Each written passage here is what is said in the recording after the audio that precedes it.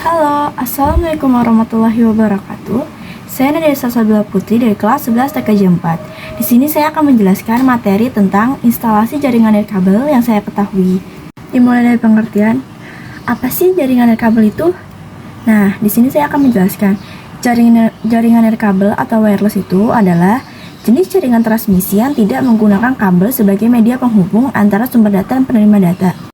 Fungsi jaringan nirkabel sendiri itu fungsinya itu untuk menghubungkan dan menginterkoneksi perangkat-perangkat dalam suatu jaringan perangkat tersebut untuk saling bertukar informasi dan menggunakan daya bersama melalui media transmisi nirkabel. Adapun komponen jaringan nirkabel untuk membangun jaringan nirkabel itu sendiri, itu ada beberapa komponen utama yang harus kita perhatikan dalam membangun jaringan nirkabel.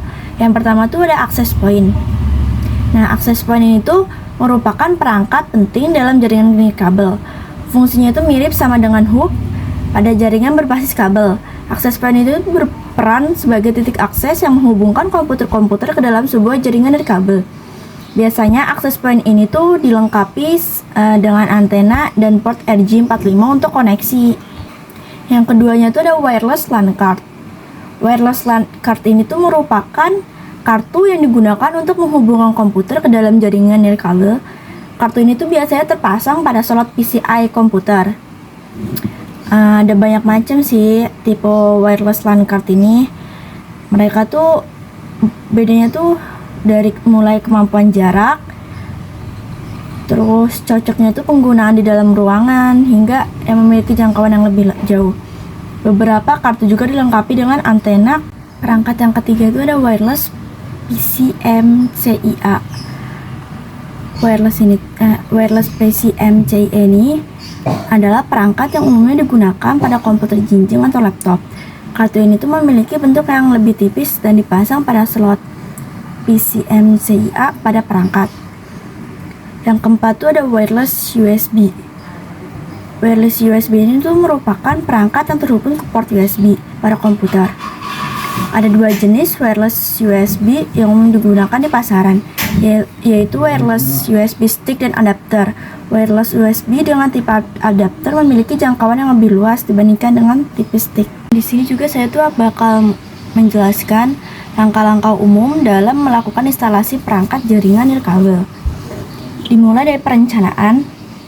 Biasanya kita tuh suruh nentuin tujuan instalasi dan kebutuhan jaringan nirkabel yang kita butuhin. Sehabis kita nentuin tujuan kebutuhan jaringan nirkabel kita, keduanya tuh kita tuh disuruh pilih lokasi yang tepat untuk pemasangan perangkat, sama mempertimbangkan cangkupan, jarak, dan interferensi yang mungkin terjadi sama perangkat jaringan nirkabel kita. Yang ketiga, kita tuh juga disuruh siapin perangkat yang akan diinstal seperti point akses, router, atau perangkat jaringan lainnya. Langkah kedua tuh kita disuruh pemilihan perangkat. Pertama, kita disuruh pilih perangkat jaringan nirkabel yang sesuai dengan kebutuhan kita berdasarkan kecepatan, cangkupan, dan fitur-fitur lainnya yang diperlukan. Langkah kedua, kita tuh disuruh pastiin perangkat yang kita pilih ini kompatibel sama teknologi jaringan nirkabel yang bakal kita gunain, seperti WiFi, Zigbee, atau Bluetooth.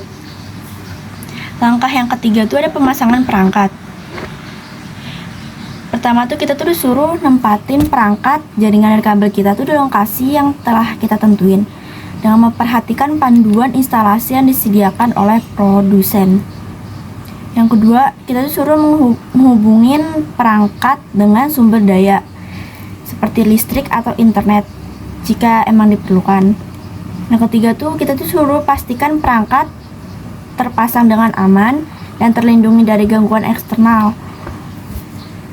Langkah keempat, kita tuh disuruh konfigurasi perangkat.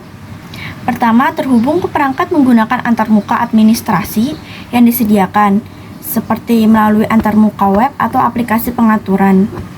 Yang kedua tuh kita disuruh mengatur konfigurasi jaringan yang sesuai, seperti SSID atau nama jaringan, terus kata sandi, jenis enkripsi, dan pengaturan keamanan lainnya. Yang ketiga tuh kita tuh disuruh sesuaikan pengaturan jaringan sesuai kebutuhan, seperti pengaturan QoS, pengaturan kanal, atau pengaturan jaringan tamu jika memang tersedia. Langkah yang kelima, kita tuh disuruh nguji jaringan.